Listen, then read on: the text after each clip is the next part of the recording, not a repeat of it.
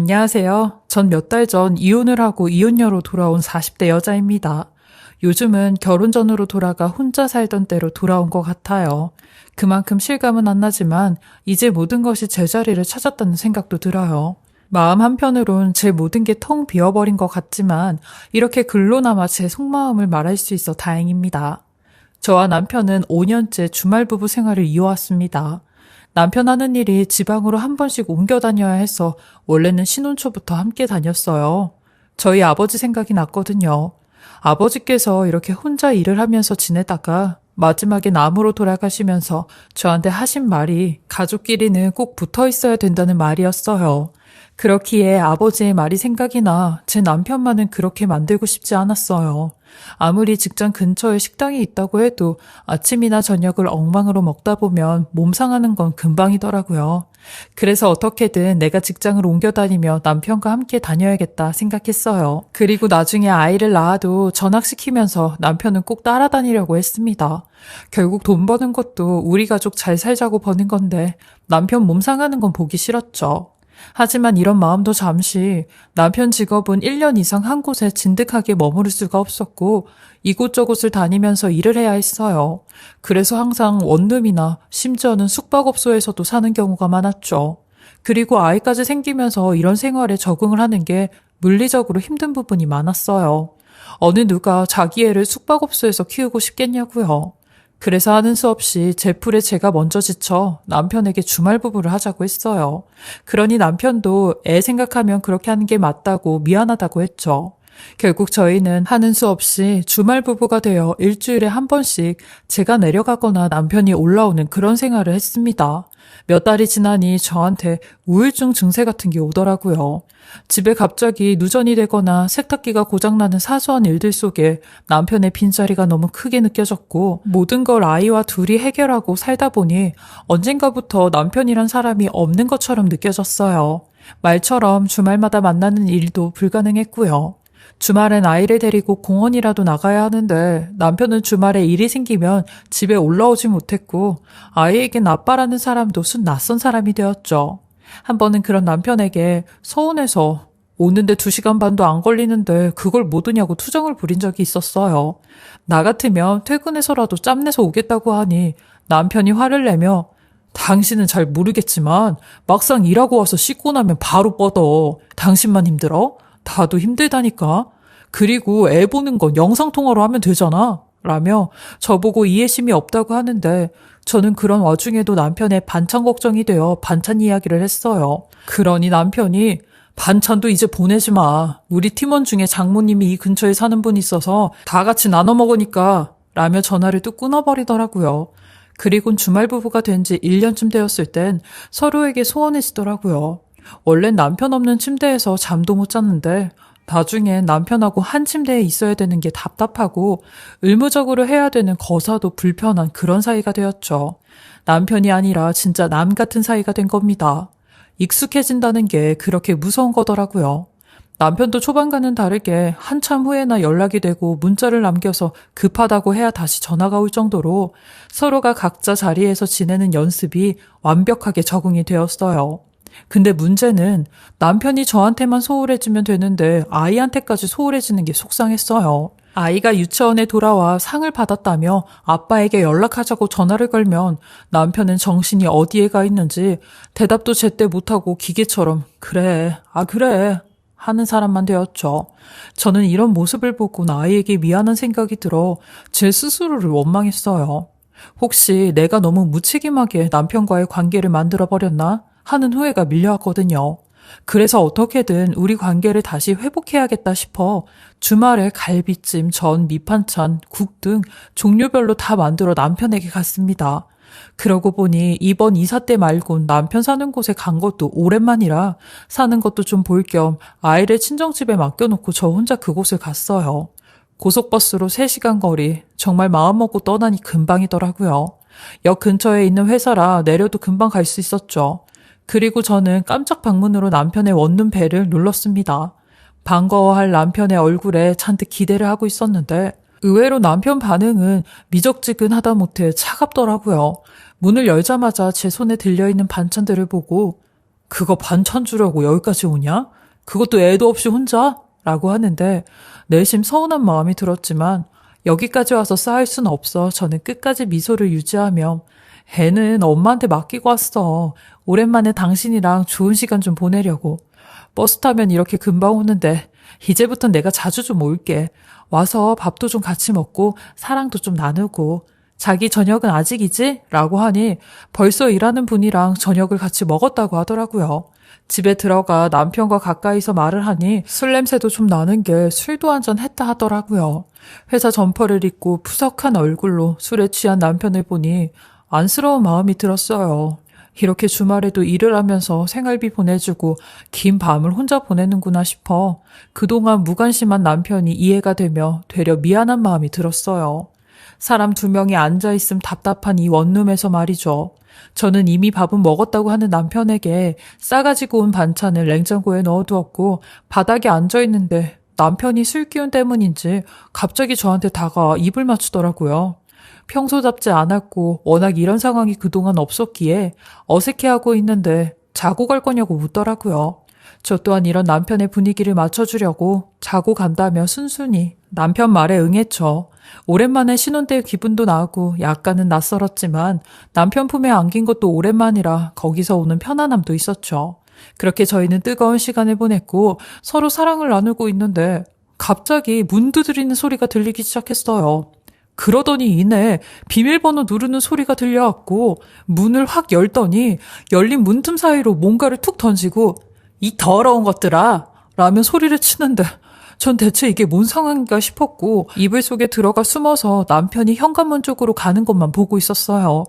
여자의 목소리였는데 짜증이 가득한 목소리인 것만 알 수 있었죠. 그리고 돌아온 남편만 빤히 쳐다보며 아니 대체 누구야? 누군데 멋대로 당신 집 비밀번호까지 누르냐고 라며 호들갑을 했더니 남편은 아무런 심각성도 없이 배달하는 사람이야. 내가 자주 시켜먹는 밥집 배달부인데 이렇게 주말마다 반찬 남은 거 갖다 주시거든. 회사 사람들도 거기 자주 가서 다 단골이야.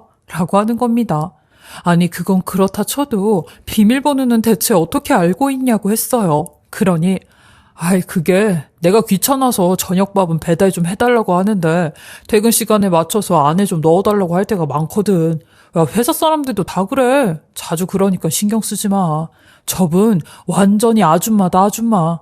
라고 하는데 그렇다고 집 비밀번호까지 알려주냐며 이해가 안 된다고 했어요. 그러다 혹시 귀중품이라도 잃어버리면 어떻게 하려고 하냐고 하니 남자들은 그런 거 별로 신경 안 쓴다며 어차피 집에 귀중품도 없을 뿐만 아니라 그 아줌마는 이 지역 토박이라 물건 같은 거 훔치고 하는 사람은 아니라고 하더라고요. 저는 그래도 찝찝하게 어떻게 냅두냐며 당장 비밀번호 바꾸라고 했어요. 그러니 남편은 당황했는지 제 말을 얼버무리며 애써 넘기더라고요. 그리고 더 어이가 없는 건 부부 생활을 하고 있는데 거기다 대고 더러운 것들이라고 하는 게 그게 제정신이냐고 했어요. 아무리 단골집 욕쟁이 아줌마라고 해도 제 머리로는 이해가 안 됐죠. 저는 이건 아니다 싶어 남편에게 그 아줌마가 일하는 식당에 전화해봐. 배달하는 사람이니까 사장은 알 거 아니야. 사장한테 말해야지. 아니 어느 누가 집에 쳐들어와서 저렇게 음식을 던지고 가냐고 라고 하니 사실 배달부가 그 음식점 사장의 사무라고 하는데 그렇담 더 사장한테 이 말을 해야 된다고 했어요. 그러니 남편이 제 말에 짜증을 내며 야, 그만 좀 해. 왜 이렇게 융통성이 없어? 그렇게 연락해서 따지고 나면 난 어떻게 얼굴을 봐?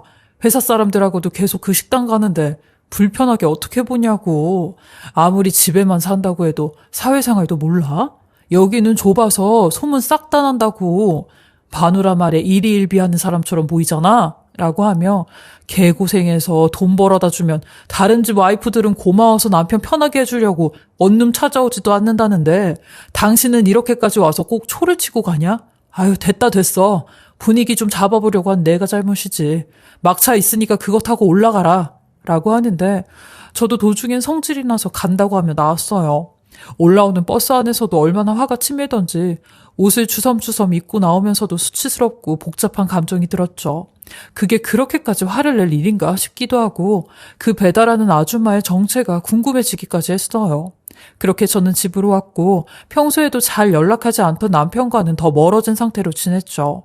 아이가 제 아빠를 몇 번이나 찾는데도 얼버무리며 영상통화도 하지 않았습니다.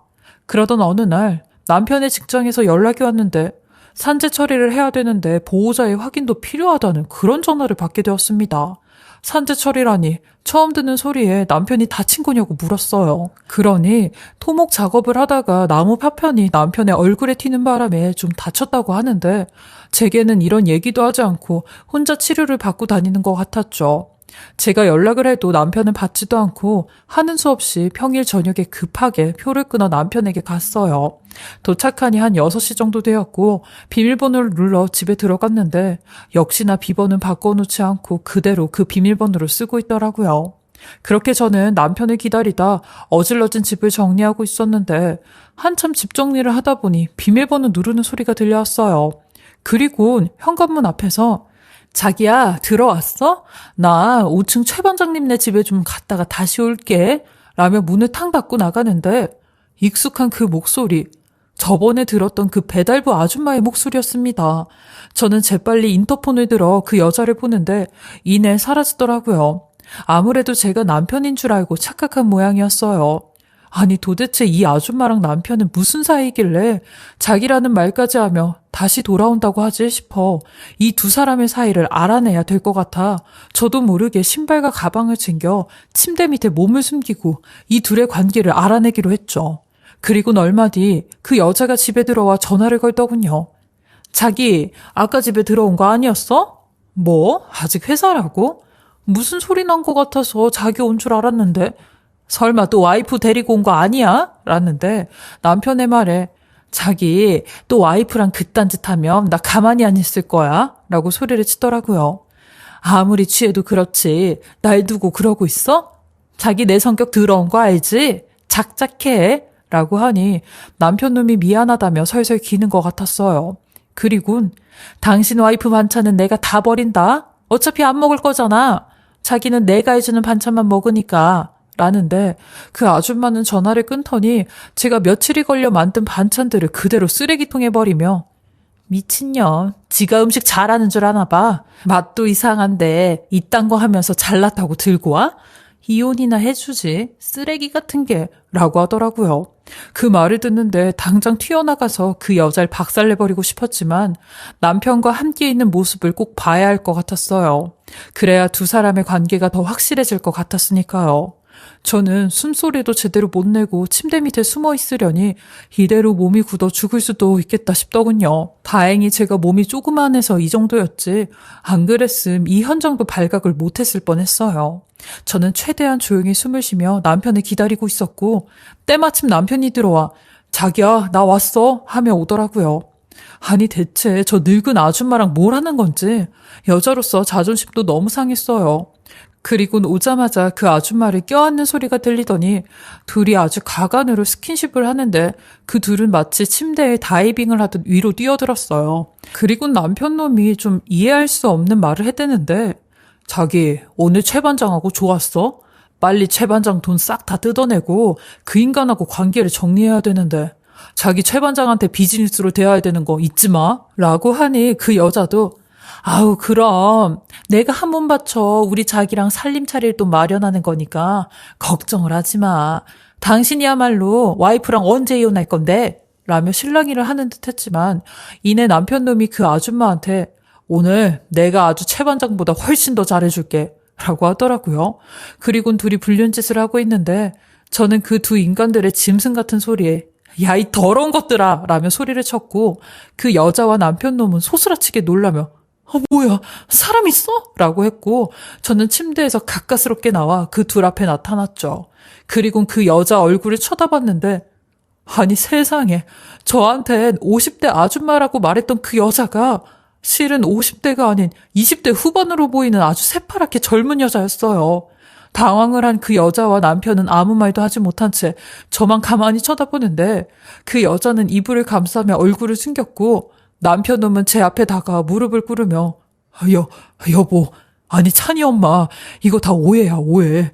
내가 여기서 너무 외로워서 나도 모르게 실수한 것뿐이야 라며 제 다리를 붙잡는데 이 모든 현장을 전부 다 동영상으로 찍어두고 남편 놈 손을 뿌리치며 더러우니까 내 몸에 손대지 말라고 했네요. 새파랗게 어린 여자애랑 이러려고 50대 아줌마라고 속이면서 그 상황을 무마한 거냐며 난리를 쳤어요. 거기에 최 반장이란 사람이랑 이 여자랑 그렇고 그런 사이인 걸 알면서도 가만히 있었냐며 너 진짜 동물 새끼냐? 여기 무슨 동물의 왕국 찍고 앉아있냐? 라며 거지 같은 새끼라고 이거 당장 이 건물 5층 사는 최 반장인가 뭔가 그 사람한테도 다 알리고 네 직장에도 다 알릴 거라고 했어요. 여자에 미쳐도 정도껏 미쳐야지 가족까지 버리고 이러려고 혼자 살려고 했냐고 했죠. 그러니 그 젊은 여자는 제게 다가와 언니 그만하세요. 직장에 알리는 건 아니죠. 딸린 식구들이 얼마나 많은데 이런 말을 함부로 내뱉으세요? 제발 그건 다시 생각해 주세요. 제가 어떻게든 언니 남편이랑 관계 정리할 테니까 제발 직장에는 말하지 마세요. 라고 하는데 말하는 꼴을 들어보니 이 기집애도 같은 직장에서 일을 하는 것 같았어요. 저는 양심도 없이 그런 소리 짓거리는 그 X에게 너 헛다 대고 지금 언니라고 하고 있어? 내가 네 친구야? 이게 진짜 아직도 정신을 못 차리고 있네. 그러니까 이 남자 저 남자 만나고 다니면서 몸종 노릇하는 거겠지. 너도 아주 사회적으로 매장 한번 당해봐 라며 멱살을 잡으려고 하는데 세상에 갑자기 제게 초음파 사진을 보여주며 사모님 저 사실 임신했어요. 임신 6주래요. 그리고 실은 누구 애인지 몰라서 아무한테도 말 안 하고 있었는데 저 임산부예요. 라는데 그 소리에 남편도 눈을 동그랗게 뜨며 길길이 날뛰기 시작하는 겁니다. 진짜냐며 왜 그동안 아무 소리도 안 한 거냐고 너 미쳤냐고 누구 애냐고 하는데 그 둘의 꼬라지를 보니 아주 과간도 그런 과간이 없더라고요. 이게 대체 말이나 되는 일이냐고요. 저는 말문이 턱턱 막혀 아무 소리도 안 나왔고 남편 놈한테는 어차피 너랑 내 사이는 이걸로 끝난 거라며 이혼 소송할 거라고 했어요. 이혼 소장 보낼 테니 그리하려고 했죠. 그리고 5층에 산다는 그 최 반장을 찾아갔어요. 5층에 5집 정도 다 돌아 최 반장을 겨우 찾을 수 있었고 7층에 사는 박정수 와이프라며 지금 7층 한번 올라가 보라고 했네요. 아주 기이한 광경이 펼쳐지고 있을 거라고 했죠. 대충 그 여자에 대한 이야기를 하니 얼굴이 사색이 돼선 7층으로 뛰어가더라고요. 참 살다 이런 일까지 겪게 되는지 정말 남편놈 최악이었습니다. 남편놈은 맨발로 집 밖까지 나오며 여보 제발 내 얘기 한 번만 들어봐줘. 진짜 쟤한테는 진심이었던 적 한 번도 없었어. 그냥 나 괴롭히는 최 반장한테 엿먹이고 싶어서 그랬던 거야. 아 진짜야. 내가 미쳤다고 토끼 같은 자식 두고 당신 두고 딴 생각을 갖겠냐고. 라는데 그런 남편은 밉을 치며 너 말 똑바로 해. 그리고 이제부터 네가 어떤 벌을 받게 되는지 똑똑히 지켜봐. 지옥이 있다면 여기가 지옥이구나 하고 알려줄 테니까. 라고 소리를 지르며 제 다리를 잡고 늘어진 남편을 뿌리치고 집으로 왔어요. 평생 술도 모르던 제가 새벽까지 술을 마시고 먹고 토하고를 반복했네요. 그리고 딱 하루 그렇게 맘 아파하고 그 다음날 바로 변호사 사무실 찾아가 이혼 소장 작성에 남편 놈과 상간녀 기집애한테 싹 다 보냈어요. 그리고 그 최 반장이라는 사람의 와이프 번호까지 알아내 이 모든 사실을 말해줬어요. 그 와이프도 아무것도 모른 채 살면 안 되잖아요. 그리고 그 상간녀 뱃속에 있는 애가 최 반장의 애일 수도 있을 테니까요. 그러니 최 반장 사모님은 제게 의심은 계속했었는데 물증이 없어 현장을 못 잡고 있었다며 되려 고맙다고 한번 만나자고 하더라고요. 그렇게 저희 둘은 서로 만나 그동안에 있었던 모든 일에 대해 이야기를 했는데 그 사모님도 저와 같이 주말 부부로 생활을 오랫동안 하셨더라고요. 서로 공통된 고충이 있으니 말이 더 잘 통했어요. 그리고 그 상간녀도 같이 조지러 가기로 했죠. 저희들은 그 세 사람이 일하는 현장에 찾아가 흙바닥에 세워두고 완전히 개망신을 주고 왔어요. 마침 또 건물 투자자까지 와 있는 상황이었는데 아주 겸사겸사 복수를 잘하고 온 거죠. 아마 그 셋 다 잘리지 않을까 생각했었네요. 남편 놈은 하루가 멀다 하고 차로 2시간 반 걸리는 제가 사는 집으로 와서 용서를 빌었어요. 전 이런 남편이 괘씸하기만 하더라고요. 제가 그동안 그렇게 퇴근하고 한 번 정도는 집에 와서 아들 좀 보고 가라 했을 때는 들은 척도 하지 않더니 이혼 소송이 시작하니 매일같이 집에 오는데 정말 꼴 같지도 않더라고요. 저는 2번 다시 찾아오면 접근 금지 신청할 거고 이혼 소송하는데 당신 불리하게 만들 거라고 했어요. 그렇게 저는 몇 개월간의 이혼 소송을 통해 양육권과 재산 분할 그리고 위자료까지 다 가지고 올 수 있었고 그 상간녀한테도 위자료 1,500만 원 가지고 올 수 있었어요. 소송하면서 상간녀도 몇 번씩 만났는데 배는 점점 불러오고 죽상인 얼굴로 다니더라고요. 누가 애아빠가 될지 참 가관이다 싶었습니다. 이혼은 무사히 제가 원하는 대로 잘했지만 제일 걱정인 건 아이 문제였어요. 아이에게 어떻게 이 일에 대해 말을 해줘야 할지 몰랐거든요. 근데 외려 아이는 지 아빠와 오랫동안 떨어져 지내며 살다 보니 아빠의 빈자리를 그렇게 그리워하거나 이혼에 관한 부분에 대해 심각하게 생각을 하지 않더라고요. 본인은 엄마만 있으면 된다고 하는데 가슴이 찢어지면서도 아이를 위해 열심히 살아야겠다는 생각을 했어요. 그리고 비록 제가 경력 단절이지만 어떻게든 취직해서 평생 직장을 갖도록 일자리를 알아보고 있는 중이에요. 그리고 그 더러운 인간으로부터 받는 양육비지만 저는 아주 매달 꼬박꼬박 다 받아내서 우리 아이 보란듯이 잘 키우려고 합니다. 제 긴 글 함께 들어주셔서 감사하고요. 제가 아이를 잘 키울 수 있게 많은 응원 부탁드립니다. 항상 건강하시고 행복하시길 바라겠습니다. 지금까지 커피앤톡이었습니다.